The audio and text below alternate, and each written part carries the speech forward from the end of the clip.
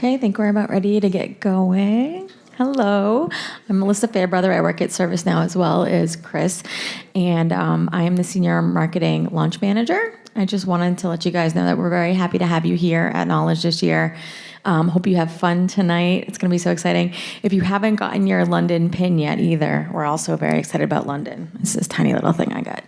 You can grab one from the pavilion and any of the demo pods. We'd love for you to have one too. So without further ado, Under the Hood with Agent Workspace and Chris Tucker. And if you have any questions, we can do them as we go or save for the end. It's up to him. Either way. Okay, thank you. All right, well, hello everyone. Thanks for coming at the very end of Knowledge. I know we've got a party coming up soon, so I'll try not to run too long with this. My name is Chris Tucker. I'm a Senior Director in Engineering in the UX Engineering group. And I want to go through kind of the history of how we got to where we did in Agent Workspace, how we built it, what kind of technologies we're using, why we picked them, and so on. For a bit of background on myself, I've been at the company for about 5 years now. I actually joined in the persistence team, started out working deep in the MySQL layer. It's a very natural transition into running UX groups. Moved into some UX engineering work with Fred back in about 2014, 2015. Worked with him for a few years. We did things like VTB, moved on and built the studio. And since then, Debugger, Flow Designer, Agent Workspace. So a lot of these properties that are both application creation experiences and the end-user runtime experiences.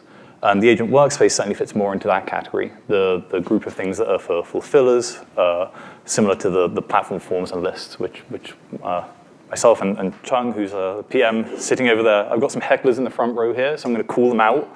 So if you see hands going up from over there and I ignore them, that's why. So we're responsible for that side of the product. If people have any questions as I go through this, please raise your hand. I'd rather have this be interactive than just me here prattling on for 45 minutes. I don't think anyone gets much out of that. So I'm going to structure this. The structuring may seem a little strange. I'm actually not going to talk about Agent Workspace until quite a way into the talk. I'm going to be talking through really the history of how we got to where we are and how that informs where we're going, because I think we really have to look at how we got from early on in the platform, from those very early days in the beginning of how it was structured and how we thought about the UI, how that's led to the experiences we have now, and the things we've learned along the way from that, both in terms of things that have gone really well and things that have maybe not gone so well, and how we can take from the things that have gone not so well some good lessons that inform how we build these new products, and from the things that have gone really well, the places where we don't want to lose capabilities that we currently have. And so I'll start in the beginning, and I'll talk about where we are today, where today is really Kingston. It's the pre-Agent Workspace world. And I'll talk about the future, and the future really is now. And all this talk we've heard about inflection points, about changes in the industry, that's true in these interfaces we're building as well, in the way we design UIs, the way we think about UIs, the speed at which we have to be able to innovate on these, the speed at which the technology itself is moving. All of these things are driving a lot of change in how we think about software and how we think about building software. So there's a bit in there that says the future, so I have to have this slide in here. So the bits that say the future, grain of salt, all of that, but there won't be too much that isn't really quite concretely real, so hopefully there's no challenges there. We'll start at the beginning. It's maybe a little earlier than we need to start, but the very beginning, there was a spinning disk of dust. No, we're going to start with the first check-in. This is the very first check-in to the ServiceNow code base. This was made, as you can see, on February the 3rd by Fred Luddy. The comment was initial check-in. I actually really enjoy this because I think anyone here who's ever used the source control system has made a check-in and their commit message has been initial check-in. I don't think anyone in here has built a $30 billion company off of that, but we all have hope, right? Every time you make that initial check-in, this could be you in 15 years. But what I think is really interesting about this check-in, and this is one of the files from that check-in, it's really familiar. It used Jelly. I mean, Jelly was in there from day one. That's our UI rendering technology today. When you make a UI macro or a UI page, you're using Jelly. This Jelly file is list.xml. And list.xml is no longer with us. We have list2.xml. It was a major revolution. But form.xml was in there. And form.xml is used on every form rendering you use today. So this technology is very long-lived, and it's stayed in the platform and worked in the platform in a form that is very recognizable for a long time. I think often, I know for me personally, I look at something like Jelly, and it just makes me angry. It really, really makes me angry. Phase 1 and phase 2, and good God, what is going on? And is it a curly brace or a square brace, or what's going to happen? It's easy to get angry at it and to forget that this has powered a company that has led to us all being here today. So I like to kind of reset myself occasionally and be like, yeah, this is it's technology from 2004. And in 2004, server-side rendering was the way to go. We had things like Java server faces and JSP. Things were all page turn-based applications. And although it seems kind of old, it has honestly withstood the test of time. It's done well, and it's let us build the things we need to build. Also, in this first check-in, there was some JavaScript. I don't have any of that on the screen. There wasn't a whole lot. It was 2 JavaScript files, I think. One of them was called functions.js because Fred is a genius for naming. The things in there were functions. And the majority of those were all about form validation, very simple things. There was no application behavior in the client at that time, right? It was just doing, is this a phone number? Or very, very simple kind of work like that, maybe a few hundred lines of code. One kind of fun fact or interesting fact I think that came off of this, I was spelunking through the code base for quite a while as I was putting this together. And that's fun, it is legitimately fun to go spelunking through a massive code base. But when I was looking at the commit history of the various committers, Fred is still the #1 committer in the company. He committed over 10,000 commits in his time there from 2004 until he retired last year. And he was committing up to his last day. Like literally the day he left the office, he committed. And I think it was to remove some warnings in the code, which is his personal pet peeve. If there's a little yellow triangle next to anything, he gets very upset. So he's prolific. And we see his imprint everywhere. But we want to talk about the UI, right? And I think if we want to talk about the UI, really what we have to understand is how our JavaScript and our application development environment changed over time. And so that very first check-in, it was just functions. It was handwritten JavaScript. There was nothing special in there. Pretty quickly, we needed something that would let us do slightly richer things, interact with the DOM in more rich ways. And we brought in Prototype. And Prototype is kind of a neat library, particularly in the early 2000s when you have a bunch of Java developers and you have this weird JavaScript language that some dude seemed to invent in a basement somewhere when he has smoked something and no one quite knows what it was. It made JavaScript look like Java. And that was super helpful for getting people ramped up and able to work in this complicated front-end environment. And so Prototype is still in the platform today. You see that in script includes. When you create a script include, there's a prototype that is placed in there, and it looks like a class. It doesn't look like a prototypal-based JavaScript object. You still see it in all of the forms you render. Unless you check that direct box on a UI page, Prototype is injected into the page. So it also has stayed in the platform for a long time, and we kind of have to do that. And this is something that I think has been an important lesson for us, is that anytime we add something into the platform, it cannot go away. Once we've released it to you, and you've been able to write some code that touches that, that's it. That has to stay there, and it has to stay backwards compatible, because you're making investments of millions and millions of dollars into this thing, and if we take away something that you're using and break your code, we have this thing called the red line, and the red line goes like this when we do things bad. So we have to be very careful. After Prototype, and maybe around 2007, 2008, jQuery appeared for the first time. And it was used in a couple of specialist UIs, but jQuery gave us some nice capabilities to interact more richly with the DOM and to treat JavaScript a little bit more like JavaScript. So it's more function-oriented. It attaches much more naturally into a DOM structure, but it's still all just working with global DOM, and you're poking around with HTML here, there, and everywhere. A couple of experiments were run with XJS and YUI. They take slightly different views on things. YUI mostly from a library perspective, giving you some different tools for interacting with the page. XJS had something of a component model, and that's something we'll talk a lot more about later, the notion of a component model. But neither of those really gained much traction, and we ended up not actually releasing anything that used those, so they kind of disappeared, but not on my slide, because I'm not good at animations. 2012, this was the first time we tried to actually build components, real components. And this also ended up being an internal project. It never made it out to you guys, but we were experimenting with whether we could build something like a reference picker that you could pick up and you could put on another page. One of the huge challenges with something like forms right now, built in Jelly, is if you want to put a reference picker from a form into another page, it's almost impossible, because the structures that it expects to be there are all defined in form.xml and various different XML files between form.xml and the actual reference picker. You can't pick it up and put it somewhere else. It just doesn't work. And that's really limiting, because it turns out reference pickers are something you want to put in lots of different places. So this experiment was run with Knockout, and like I say, it actually never made it into product. And really the reason it never made it into product is Angular. After putting about 6 months into Knockout, Angular came along and I was like, oh, well, that Knockout thing's not really worth looking at anymore. This Angular thing is really impressive and is going to make a huge difference. And that's kind of where we are today, right? From what you see in the platform, we have Angular in a few different places, but the predominant one that everyone here probably interacts with is Service Portal. And Angular is the foundation of Service Portal. So the question really is, it's been a few years, what's happening now, and what's going to happen next? And what's the result of all of these technologies coming through?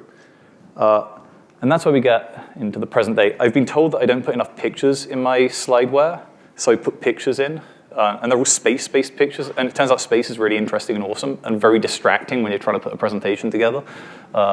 That's the space station. I'm sure people recognize that. There's another one later on that's way cooler. So in our current platform, we have two primary UIs that I'm going to kind of talk about as two separate things here, and a whole bunch of other stuff. The primary UIs are for requesters. Requesters come in through Service Portal, right? And Service Portal, it's Angular, and you configure it by building widgets. And you build those widgets and you compose them together, and that gives you a portal. And so the widgets are kind of like components. They're encapsulated things that do some stuff, and you can put them together on a page. So your customization is you build a widget, and your composition is you put them all together. And we have the Fulfiller UI, forms and lists. And in the Fulfiller UI, there are no components, but there are a ton of places you can put script in. And there are a ton of places you can put HTML in. There's all kinds of ways you can inject different things into the page and make it do really clever and sometimes rather scary things. The downside with that, obviously, is that if the page changes, things can tend to break. It can be a little brittle. And we also have a ton of custom UIs. And I'll go into those a little bit in a moment. Because it kind of brings us to the sticky wicket. Turns out this is not something that's familiar to most Americans, so I left it in. A sticky wicket is a cricketing term for a pitch, a cricket pitch, that has got damp. And when it gets damp, the ball doesn't bounce very well. So it's very confusing for a batsman as to what's going to happen when the ball is bowled. So you don't want to bat on a sticky wicket, because bad things happen and you get out. And it's a bad thing. There's probably an American term for it as well that I should know. I've been here for 17 years, but I'm going to pretend I'm English still.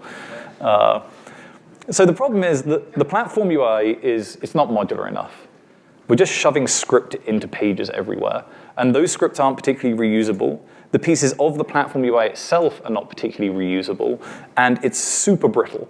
If we change something, it can break for you. If you change something, it can break for you. And all of this stuff, it just requires a lot of skill to get it working. It's hard to test. There's a lot going on there that is hard to work with. Fortunately, we have Service Portal, right? And it's a component model. And it's been really successful. Everyone adopted it. It's been great. And we get a huge amount of value out of it. Huge amount of value. Your requester experience now compared to what it was 2-3 years ago is just light years apart. And when you look at the consumerization of experience, well, Portal really started that for ServiceNow. That's the first real consumer experience that you see in the platform. Unfortunately, Google doesn't really care about us, and they moved on. And they went from Angular 1 to Angular 2, and when they went from Angular 1 to Angular 2 to Angular 4 to Angular 5, I think it's going to be like Angular 37 soon, they decided that it wasn't necessary to maintain any kind of backwards compatibility. And frankly, they couldn't maintain any kind of backwards compatibility. The architecture for Angular 1 forced them into certain decisions that made it very, very hard to move away from that to something that would scale better, to something that would perform better, something that was easier to reason about. So we're left kind of holding the bag, right? Angular 1 is out there. We have to support it because we exposed it to you guys. And of course, we're going to continue supporting it. That's our job. That's what we do. If we have to take over maintenance of Angular 1 to do that, we will do it. We don't want to do that. So we need to find a way of moving forward without throwing away all our investments from the past. And elsewhere, there's all this other stuff going on, all these other custom UIs. And so just myself, just my team, we built the studio, and then we built the flow designer, we built VTB, and we built the debugger. They use different technologies. I think that makes me a bad manager. But we have Angular in Studio. We use React with a little bit of Angular inside it for Flow Designer. And if anyone wants to know about that, it's horrible and disgusting. You don't want to know about it. But we made it work. So VTB is Angular. But for performance reasons, we had to bring Redux in and kind of break the Angular model in a bunch of ways to make it work. And then the debugger is almost pure React, but we were experimenting with RxJS at the time because it was kind of cool and let us do some neat things. But it means we've got this proliferation of different things, and you notice how they all kind of look different as well. This is not where we want to be as a company going forward. So there's clearly something we have to do. And that's where we get to the future now. And this is the cool space slide, because I didn't know about this thing, but this is the James Webb Space Telescope, and it looks like it's some kind of a death beam. And frankly, if they get that thing into space, I don't really care which it is.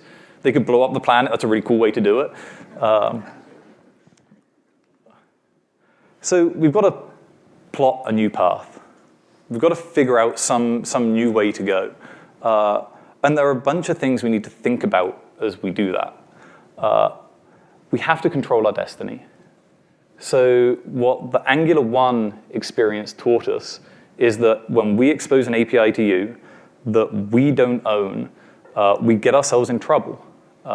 And you could say the same about prototype.js and jQuery and so on, that we expose these things, you start building on them, those projects move on, those projects die, new things come out, and we need to be able to control that and make sure that you're supported going forward and we're not reliant on some third party for that. But at the same time, we don't want to be in the business of building frameworks that compete with everything that's already out there. Other people do that really well. React is awesome. Angular 2 is awesome.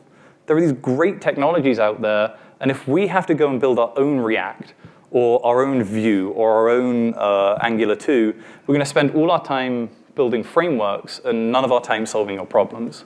So we have to find some way of controlling our destiny, but not reinventing things. We have to make simple stuff easy without making the harder things totally impossible. And this is a trap that you see a lot of different software fall into. So I think actually Angular 1 fell into this a little bit. Ruby on Rails was another one that had this problem, that you can start something up very fast, and you can build something basic that works and is super impressive. I remember when we started working with Angular, Fred came practically running into the office, super excited, because he had built a new list and a new form in about 200 lines of code. And it wasn't fully functioning, obviously, but he had something where it showed a list of records that it had pulled from the server. When you clicked on one of them, it showed something approximating a form, basically just a bunch of text. But it was only a couple of hundred lines of code, and he compared that to form.xml and list.xml, which are just reams and reams of code, and nested in thousands of different ways, and it's calling into Java, and it's calling back into JavaScript, and then down into Jelly, and there are 2 phases, maybe 3, 4, 5, who knows. So it's very compelling when you see that, and you see how easy it is to do something like that. The problem is, you can get that first kind of 10, 20, 30% of the product done really, really easily. And you can figure out how to get the next 30, 40, 50% done pretty well. And you can get to a point where you have a product that's maybe 80, 90% complete. And it's maybe had some hard work in the middle there, but it's relatively simple. Closing the gap on the last 10% to make something fully production ready, fully scalable, getting the complex behaviors in there, it veers from extremely hard to impossible. VTB, for example, it was just impossible to get Angular to scale. We couldn't get Angular to run with the performance we needed using Angular's paradigmatic way of approaching things.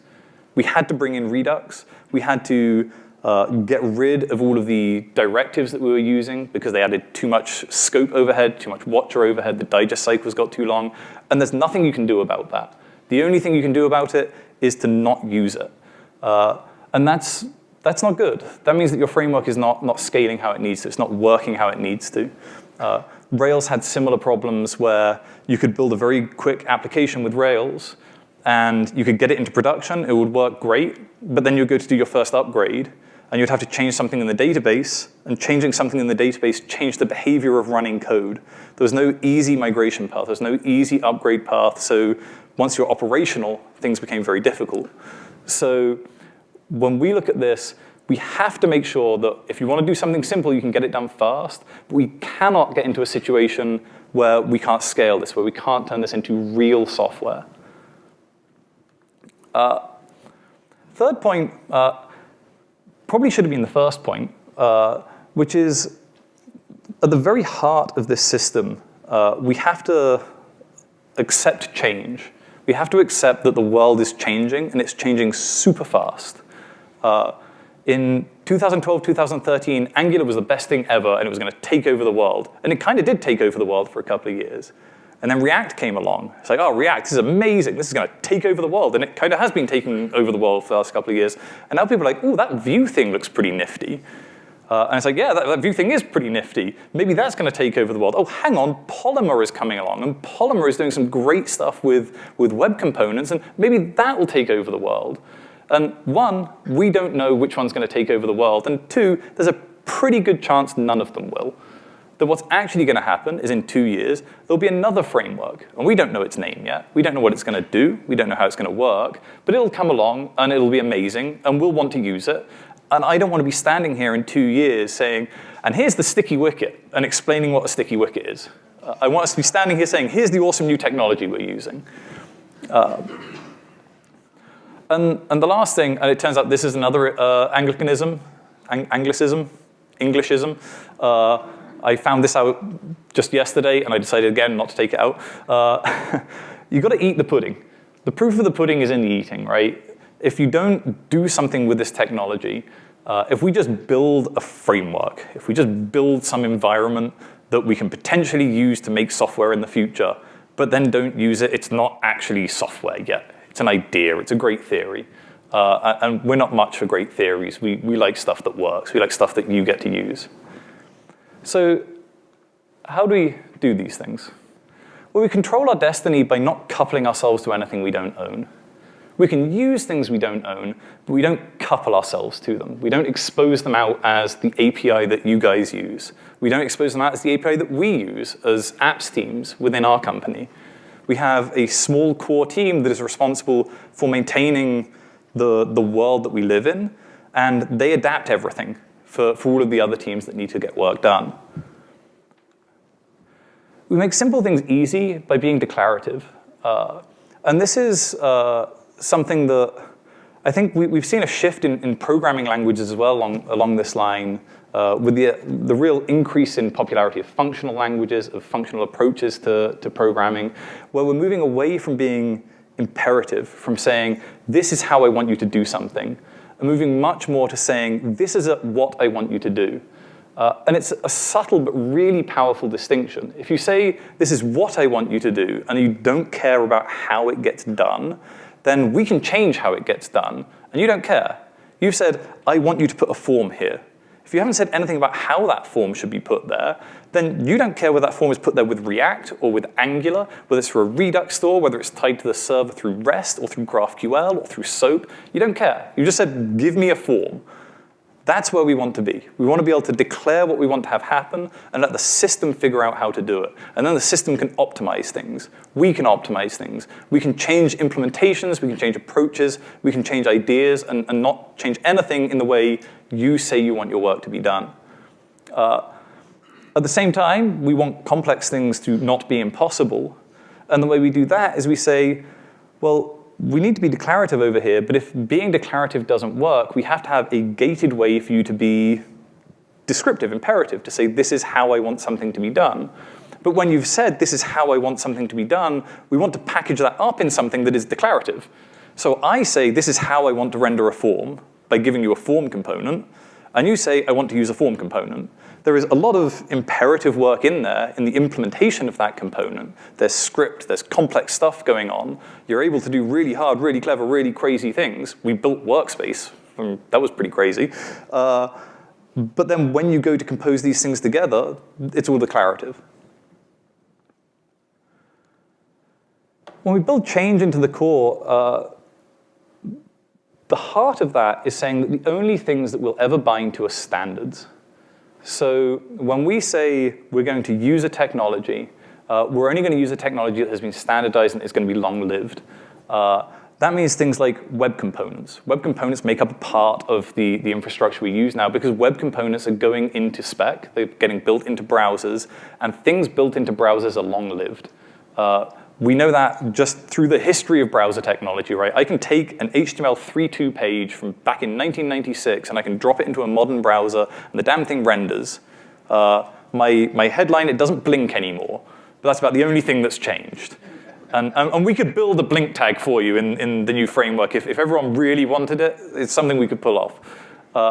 So we bind to standards, and that's great because that gives us some measure of future-proofing. And then we adapt to technologies. So we adapt to whatever the new technology is by building these adapter layers. So in the framework right now, we have an adapter to React. So we can use React to do the how part, the imperative implementation part. But then the outside of what we expose to everyone, it's a web component.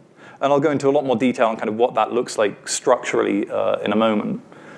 And as far as eating the pudding is concerned, what we decided to do there was build something awesome and call it Agent Workspace.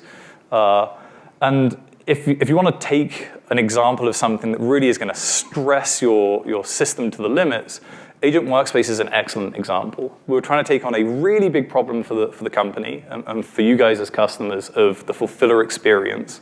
This wasn't some little side kind of project that if it worked, then yay, it worked. And if it failed, that's too bad, we'll move on to something else.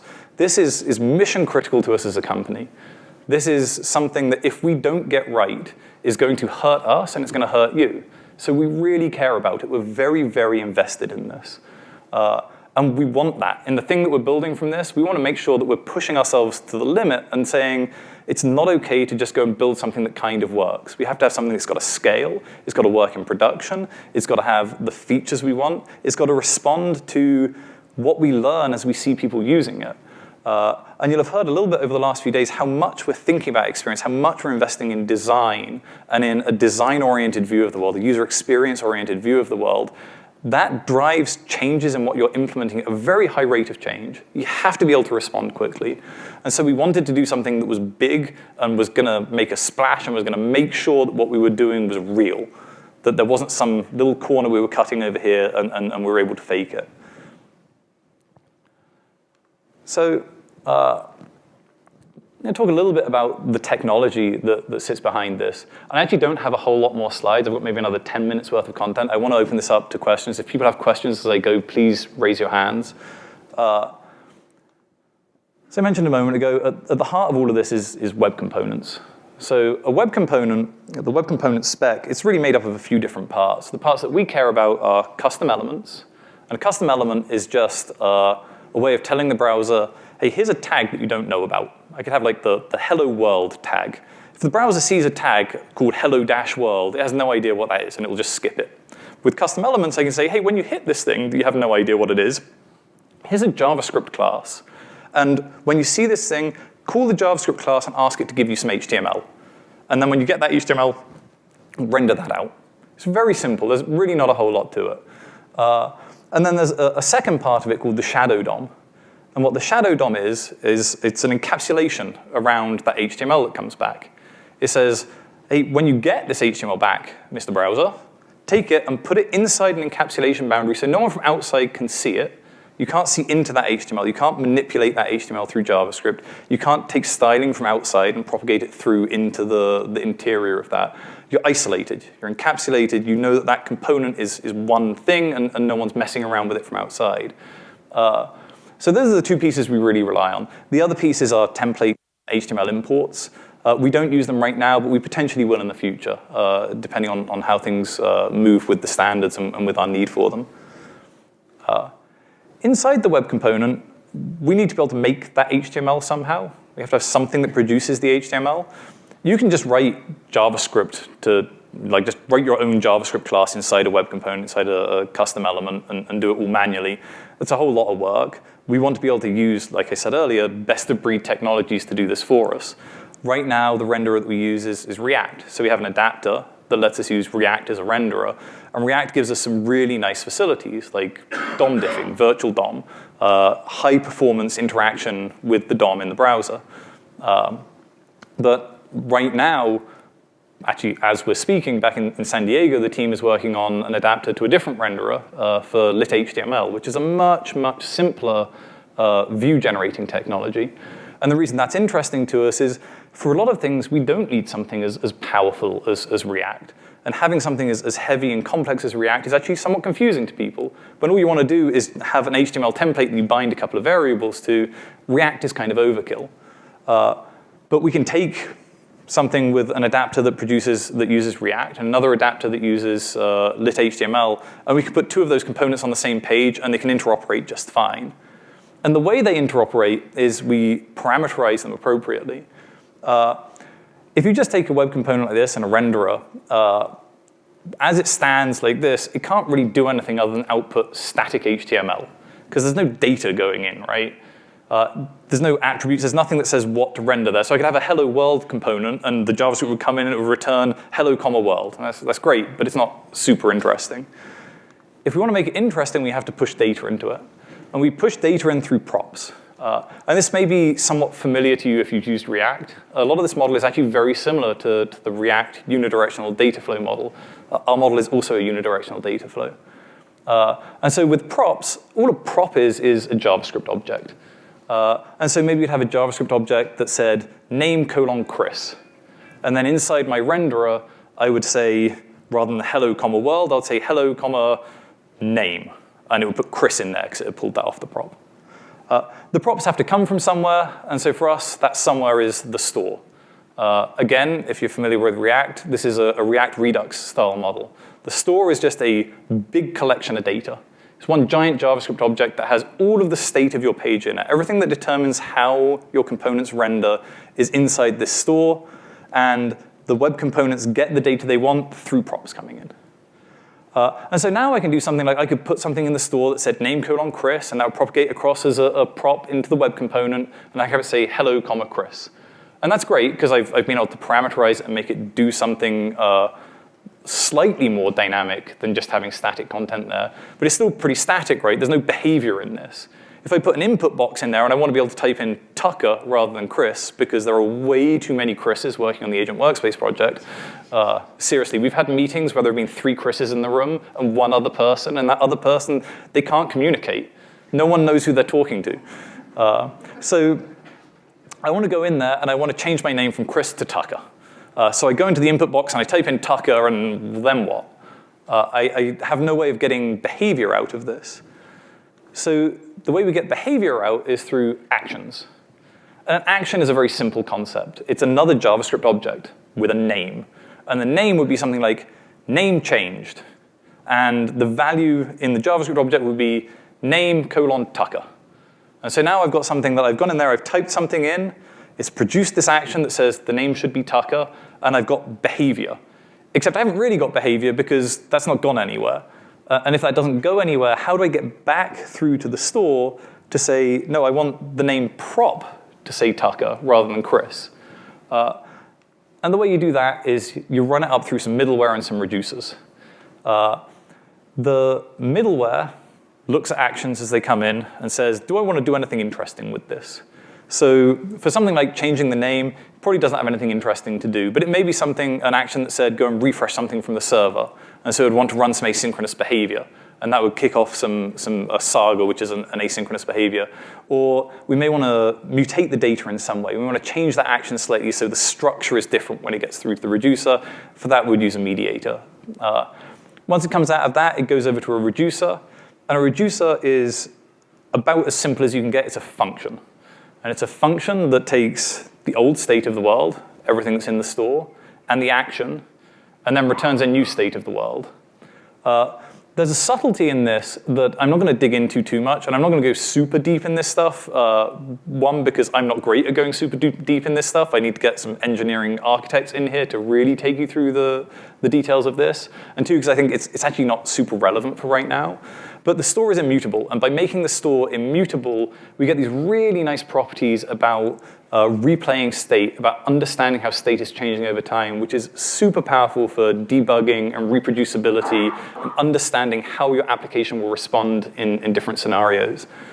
So this now, if I have my name changed action that came out, comes back up through the middleware to the reducer, I would take the state of the world, I'd see the name change to Tucker, I'd return a new state of the world where I say name : Tucker, that would get pushed into the prop, and the component would update to say hello, Tucker. The one thing we don't have on here yet is interacting with the server. So say we put a refresh button in there, you hit the refresh button and you want that to send out an action saying refresh from server. For that, it fits very naturally into this same model, where in the middleware, it would see an action that said refresh from server. A Saga would pick that up. It would send a message out to a thing we call a data source to say go and refresh the data from the server. And a data source is nothing more than a local representation of remote data. And that representation of remote data could be pulled through REST. It could be pulled through GraphQL. You can have an A and B subscription. It's just a way of getting access to data. It can also be a representation of global state within the browser. So if you have something in local storage, for example, or session storage, or cookies, you could run that through a data source. And it gives us a structured way of reasoning about those that is decoupled from the data itself, which again is powerful for giving us clear APIs. And everything here is still actions. So coming off of the data source, when data comes back, it just fires off an action saying, I got your data, and it has a payload of your data. And that goes into a transform, so we can manipulate it a little bit if we need to. And then it goes to the reducer, goes into the store, and propagates back through the props. And so this whole thing, it's one cycle. It's always going round round and round. Any change to the view happens through props. Any action that's taken comes out through actions. So with that kind of hopefully somewhat clear picture in mind, I finally have a picture of Agent Workspace. We're what, like 30 minutes in? I made it!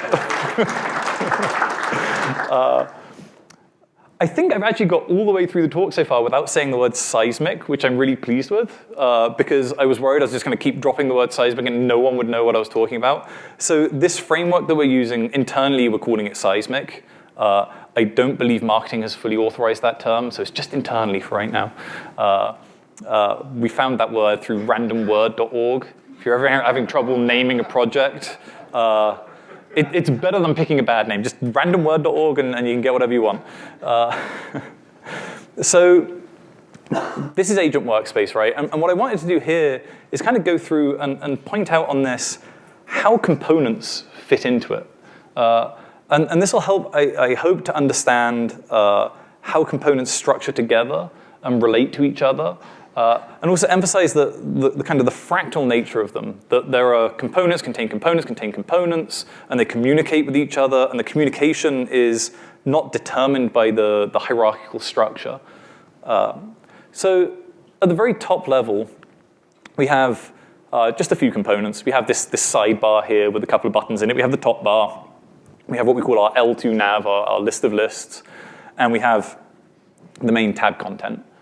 So that's one set of components. There's actually another component here that you can't really see, which is around the whole thing. The whole layout is a component. It's called the workspace layout component, imaginative naming again. But then inside of this, we have a bunch more components. So we have a tab strip across the top, and we have tab content. And inside of that, we have a bunch more components. We have this header bar, and we have the ribbon, and then we have the form area. And within those, we have a bunch more components. We have the header labels, the summary. We have our actions over on the right. Within the ribbon, we have each of the different ribbon components.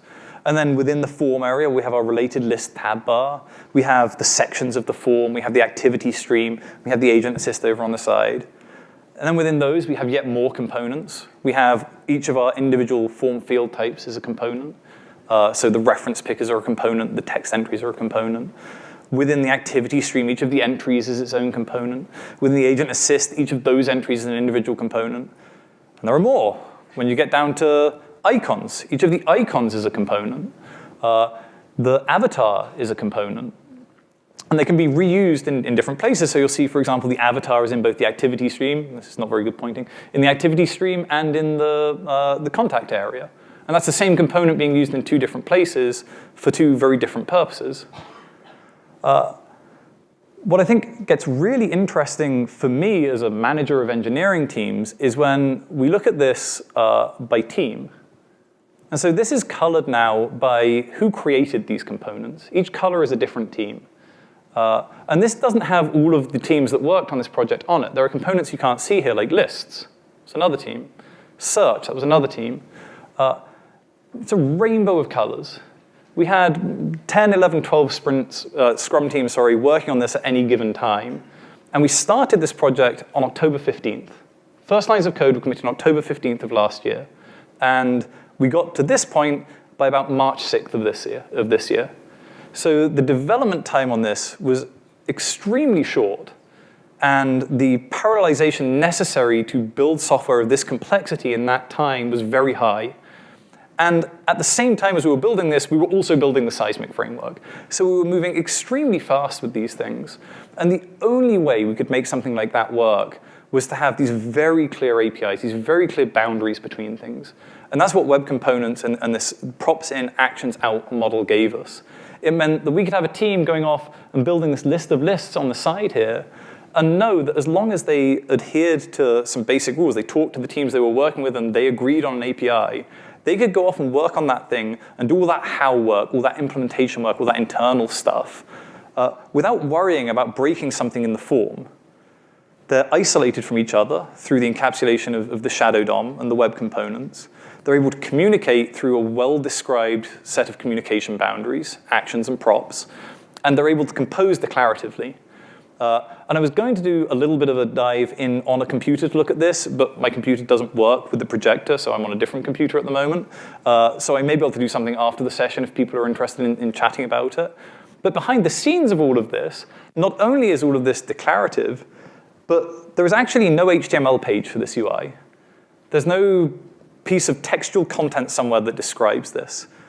On the back end of all of this is a bunch of database records that describe, I want to put into the sidebar slot a component called SN Workspace Navbar. And into the header slot, I want to put a component called SN Workspace Header. And I want to put an SN form in this place. And I want to put a ribbon in this place. And these are the ribbon components I want. That's all described through metadata. And that metadata really only has to describe a couple of things. For each component, we need to know the tag name, what's it called. We need to know where is the source code for it, the JavaScript that implements it, that class that gets attached to the web component. We need to know what properties it can take in, and we need to know what actions it can produce. That's it. And then we're able to take those things and wire them together, and the system is able to tell how things wire together. So if I put a form on the page, it knows that, the tabs, it knows that it'll listen to an item selected event. And I can wire up an item selected event from a list to the tabs and say when an item is selected, the tabs should hear about that. And the tabs know when they get an item selected action coming in, that they should load that item. So it's very fluid, this kind of relationship between these things. So, question? Yeah, so this is actually all exposed to the administrator, right? It's not ServiceNow internal, so if I wanted to change a component or change SN's form to my form, I could follow the same API. You're close, except your point in time was wrong. You said this is, when you meant to say this will be. So from a roadmap perspective, and this is a very, very high-level roadmap, I won't attach release numbers to this. Our intent with this is Agent Workspace we built essentially as one large development organization. So we had teams from multiple business units. We had teams from our ITSM business unit and from our CSM business unit and from my teams in the platform business unit working together on this. But essentially everything reported up through one structure from a development and execution perspective. What we expect to do kind of in the near future is open that up more so internally more teams can operate completely independently, not have to come in through a single structure. And then after that, we expect to start opening up to partners and to customers. And the timing on those is going to depend a lot on how this proves out in the field. It's a very important thing for us to look at. This is why it's in limited availability. We want to understand exactly how this works when people start working with it. And it's going to depend on how we can appropriately operationalize these things so they're easy to work with. I think one of the lessons we learned from Service Portal is that when we release software, we want to really have a good ability to respond to feedback that comes back without being locked into a bunch of decisions already.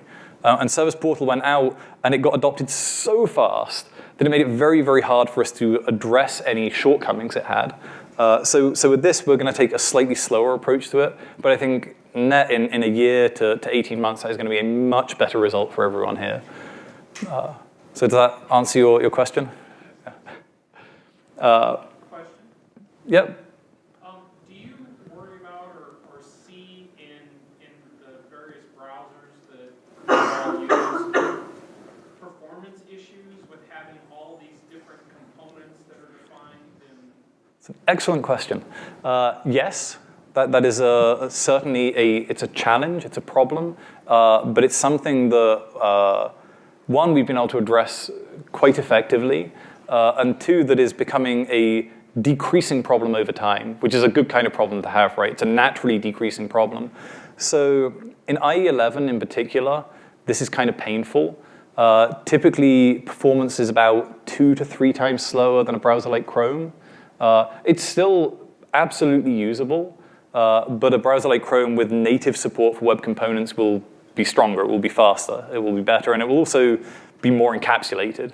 So in something like Chrome, for example, where it's actually got native Shadow DOM support, there are optimizations that the browser can do that it can't do if we're not using these technologies. So as the browsers adopt these web component standards, they're able to do things in terms of how they rasterize and render the DOM that are way faster than if they don't have those clear boundaries on them. So we would expect over time for this to be more performant, not less performant than existing solutions. However, right now, where we're in this kind of polyfill world for browsers like IE11 and Edge and Firefox, there is a cost to that. The couple of things that we've done, in fact, just yesterday, a change was committed where we removed the polyfill we had been using for CSS management with something that we'd written ourselves that was really highly optimized for the cases we're in. And that delivered a substantial performance increase on IE11, for example. It took it from maybe 4 to 5 times slower to at worst 2 to 3 times slower. And so we'll continue to look for things like that. But for the best experience, something like Chrome is certainly better. Firefox just released 60, I think 61 is going to have native support for Shadow DOM and web components.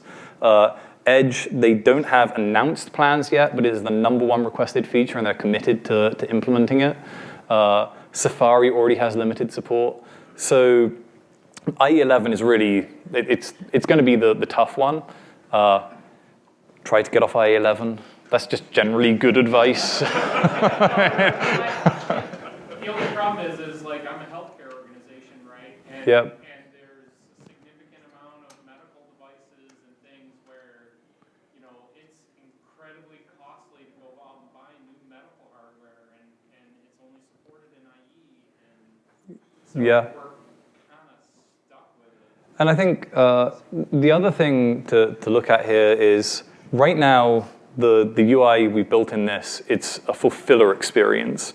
So there's a little bit more flexibility there in hardware and software that's being run, because you're going to want to optimize your fulfillers experience whatever way you can, and they're sat at a desktop. So they're not on some custom device of some kind. But as you get out into those more custom devices, it certainly can be more of a challenge. Time is also going to be our friend here. Over time, that has to, the share of IE is going to drop. Devices are going to get replaced. things are going to move forward. IE is going to go out of support itself in, I think now like 2035, because Microsoft hates us. But realistically, UIs that are likely to have problems there are still going to be a year or two out. And at no point are we going to remove the old UIs. So something that's actually really important about all of this, it's all built, the back end of this, in terms of the data management, it's all still ServiceNow.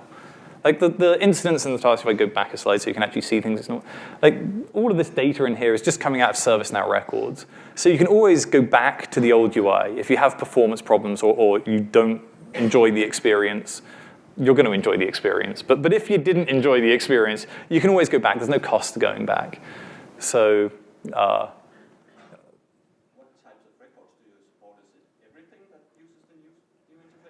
yeah, so we can render any record. You just have to provide a form view called Workspace so that we know that it's been configured. We don't support all the form field types. We support about 30, I think. Is that right, Chris? Yeah. So you're looking at your phone. I thought I'd call you out. So we support about 30 of them. The way we picked those 30 is we looked across the farm at what 30 would give us the best coverage of customers, and we chose the 30 rather than like 27 because it took us to, I think, about 80-90% of use cases for, in that case, particularly for incident and case, which are the two primary ones we went after. But any form, as long as the form type is supported at work, if the form type is not supported, you'll get a message saying so. And we'll be adding a lot more support as time goes by. Obviously, one of the goals with this is to have a full complement of form controls and of components for everything from icons to buttons to tree views to all of that stuff. Another one in green shirt. Yeah, so just to tag along with that, does that support extend also to scoped forms? So if your forms is not scoped out, or if it's a scoped module like HR, legal, so on and so forth? Yeah, it's just a record. We don't care. So data from a scoping perspective is just data.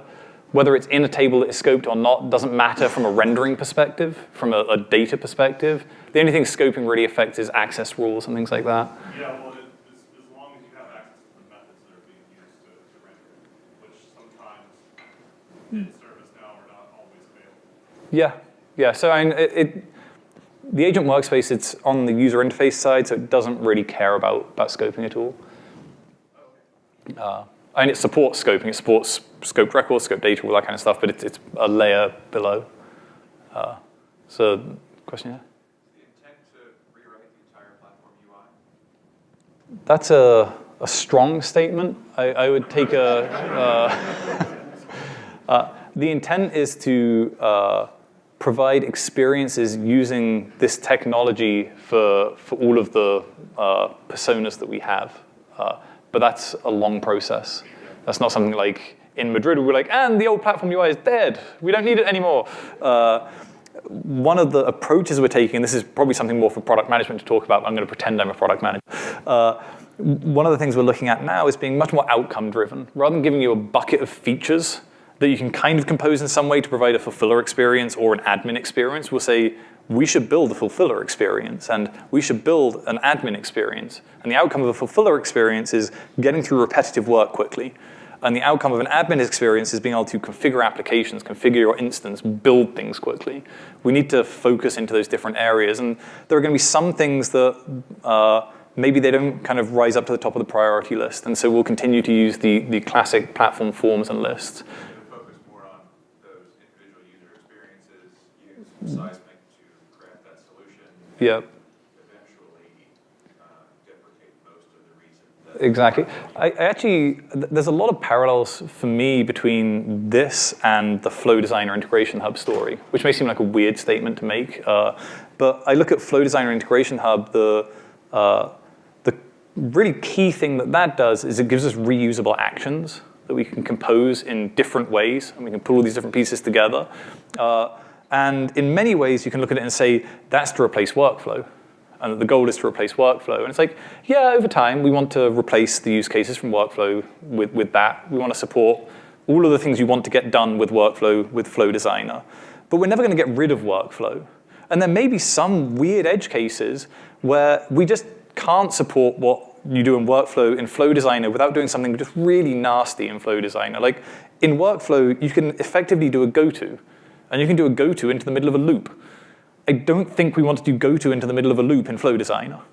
And that's going to be the same in this, right? There are going to be some things where if you have some crazy system that rips open the DOM, rewrites it all, and produces something different, we're not going to write a method in Seismic that says, give me the whole DOM to rip open. It just wouldn't align well with where we want to go with it.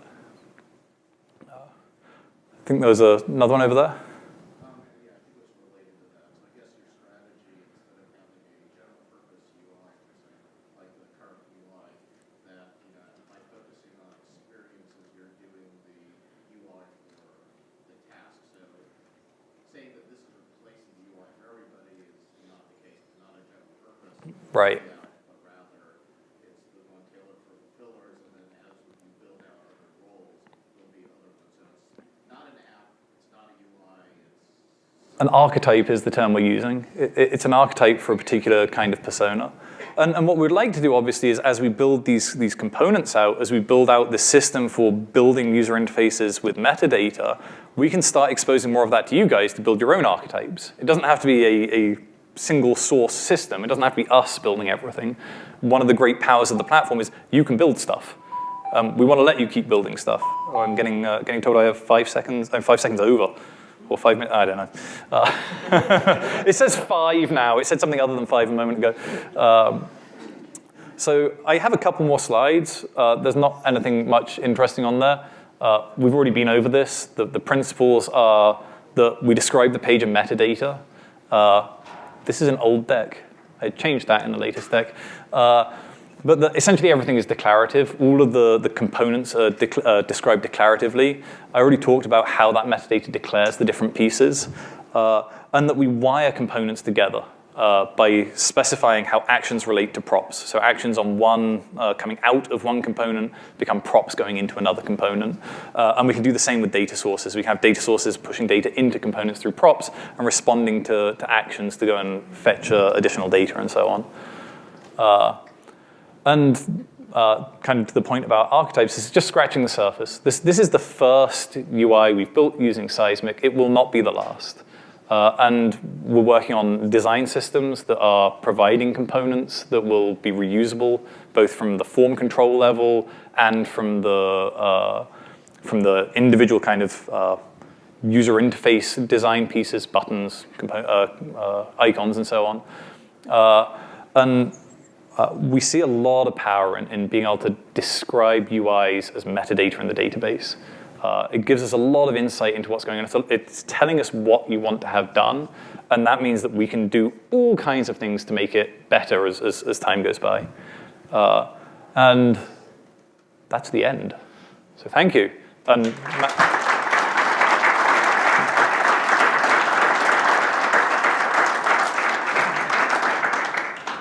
if anyone has any other questions, I can hang out up the front here for a bit.